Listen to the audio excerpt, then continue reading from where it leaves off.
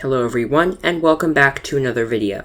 Today, I'm going to show you my iBook G3 Snow 14-inch. I purchased this laptop for $10 locally a while back, with little knowledge about what it was and when it was from.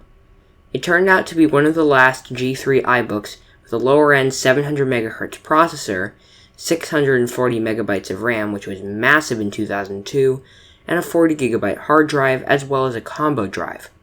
This computer also has 32MB of video memory on an ATI Mobility Radeon 7500. This laptop is in fairly poor condition.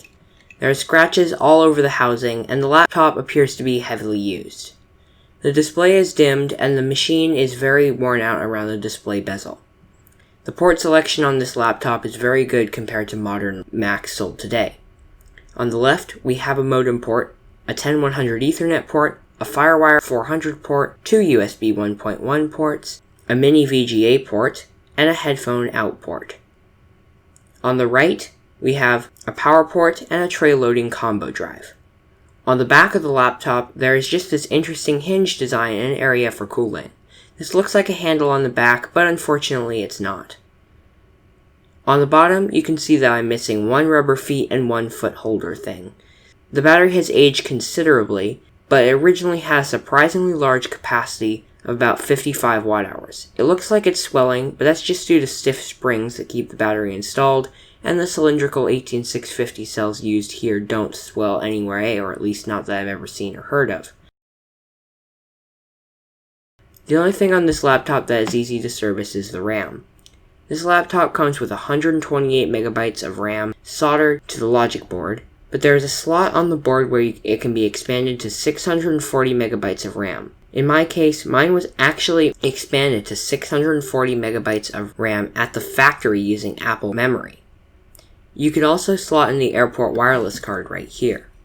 All other upgrades, such as the hard drive, required pulling the entire machine completely apart, and the hard drive is the only upgradable component once you get inside the Mac. The CPU is soldered to the logic board, unlike most laptops of the time where the CPU was actually socketed. The graphics chip is also soldered to the board. The display on this laptop is a 14.1-inch LCD display and it has aged very poorly. It is dimmed with time very significantly and also has a couple of very deep scratches. The display was almost definitely used for many hours at high brightnesses and is dimmed as a result of that. Above the display, there's no webcam, but we do have a small microphone to the right of the display. It sounds surprisingly good for a computer this age. The keyboard is decent enough to type on. The plastic for the shift key on the left is actually cracked, but other than that, this keyboard is fully functional. The keys are transparent, which gave the keyboard a modern and cool look back in the early 2000s, and it's still kind of cool that you can see the mechanisms of how the keys work. Still not as cool as the iBook G3 clamshell colored keyboards, but cool nonetheless. I actually typed up the entire script for this video on this keyboard, and besides the shift key occasionally falling off, the experience was excellent. The trackpad is not particularly excellent, but it's definitely not bad for 2002, especially considering what PCs had at the time. It's far from what I would call the worst trackpad, but it's also far from the best. Unfortunately, there is no two-finger scrolling or any gestures at all, so if I wanted to use this laptop for an extended period of time, I would definitely attach a USB mouse. Above the keyboard, there are two speakers. These speakers aren't particularly good, but they are reasonable. Take a listen to them playing the channel intro song, Mover.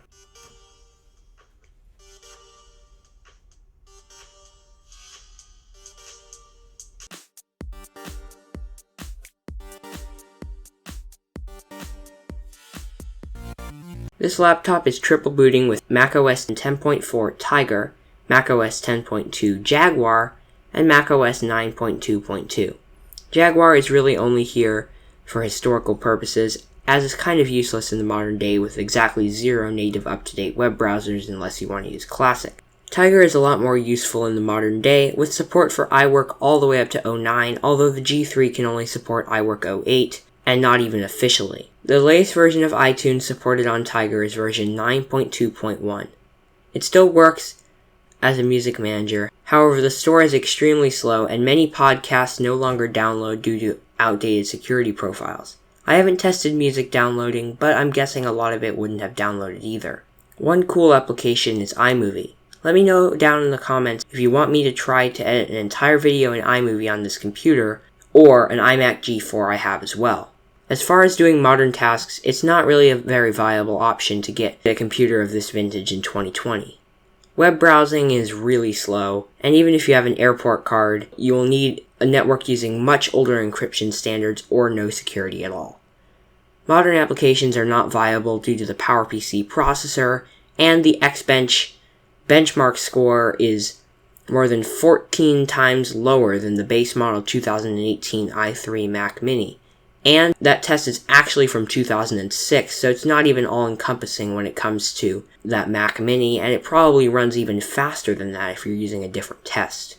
The machine's RAM is almost as slow as the SSD in the Mac Mini in some cases. Transferring files to external drives is incredibly slow given the USB 1.1 interface, and while you can use FireWire, you'll need an external drive enclosure compatible with it, as FireWire to USB adapters don't really exist. Your mileage will vary considerably when it comes to battery life if you're getting one of these older machines, as the batteries age significantly over time. Still, it's a nice machine to play around with older versions of Mac OS X and Mac OS 9, and maybe even some versions of PowerPC Linux, run older games, and even just play around with all the old classic Mac OS sound effects.